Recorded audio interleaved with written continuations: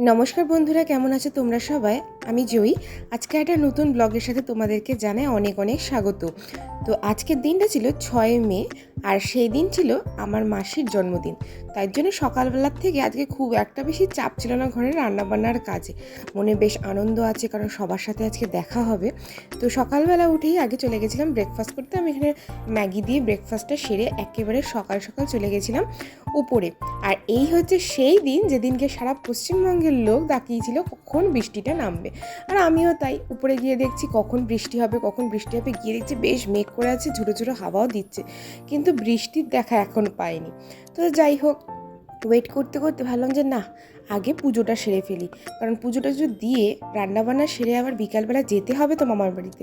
তাই চলো আগে পুজোটা দিয়ে নিই। এই দেখো, শ্যাম্পু দিয়েছিলাম বলে আমি আবার মাথার মধ্যে গামছা টামছা বেঁধে রেখে দিয়েছি, আর হাওয়া দিচ্ছিল তো বেশ ভালো লাগছিল। পুজো দিয়ে একেবারে নিচে এসে পাতলা মাংসের ঝোল করে ফেলেছিলাম। অন্য কিছু করার কোনো ইচ্ছা ছিল না। ওদিকে টক ডাল আর এদিকে ভাত, এই ছিল আমাদের সেদিনকে লাঞ্চ সেরে একটুখানি রেস্ট নিয়ে সন্ধ্যাবেলায় রেডি হয়ে গেছিলাম মাসির বাড়িতে যাবো বলে। তার আগে যাব কেক আনতে।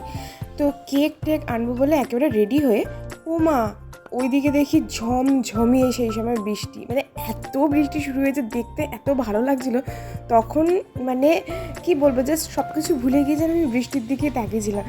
এত ভালো লাগছিলো, এদিকে মেঘ ডাকছিল, ভয়ও করছিল প্রচণ্ড পরিমাণে। তো সেদিনকে এই টাইমটা আর কি বলে বোঝাতে পারবো না, এত গরমের পর এই বৃষ্টির মজাটা ঠিক কতটা লাগছিল। যাই হোক, এই বৃষ্টির জন্য তো আমিও আটকে গেলাম এদিক থেকে ওদিকে। মাসিরা আর বোন টোন সবাই মিলে ওয়েট করছে মামার বাড়িতে। আমার মামার বাড়ি বেশি দূরে না হলেও যেতে তো হবে এই বিদ্যুৎ চমকানির মধ্যে দিয়ে, যেটা আমি ভীষণ ভয় পাই। তো অবশেষে গেছি, তারপরে কেক আনতে গেছি। এই হচ্ছে কেক, যেটা অসাধারণ দেখতে ছিল। তারপরে গিয়ে পৌঁছে মানে এদের দুষ্টুমি দেখছিলাম, বাট তখন বাজে প্রায় 9টা, মানে এতটা লেট হয়ে গেছে। তো যাই হোক, কোনো রকম তাড়াতাড়ি করে কেক টেক কাটিয়ে, কারণ সবাই তো আবার বাড়িতে ফিরবে, এদিকে আবার বৃষ্টিও হয়ে যাচ্ছে। তো একটু তাড়াহুড়ার মধ্যে দিনটা গেল, তো কিছু করার নেই। বাট একটা শান্তি যে ওয়েদারটা কিন্তু ভীষণ ভালো হয়ে গেছে, এত শান্তি লেগেছে যে যতই বৃষ্টির জন্য দেরি হোক আর যাই হোক, মনে কিন্তু কোনো ক্ষোভ নেই। বাচ্চাগুলোর সাথে টাইম কাটাতে কাটাতে কখন যে রাত হয়ে যায় আর কখন যে দিন হয়ে যায় বোঝাই যায় না। তো যাই হোক, এখানে সবাই ডিনার করতে বসে গেছিলো, যারা আর কি সেদিনকে নিরামিষ খায়, কারণ সোমবার ছিল, অনেকে নিরামিষের ছিল।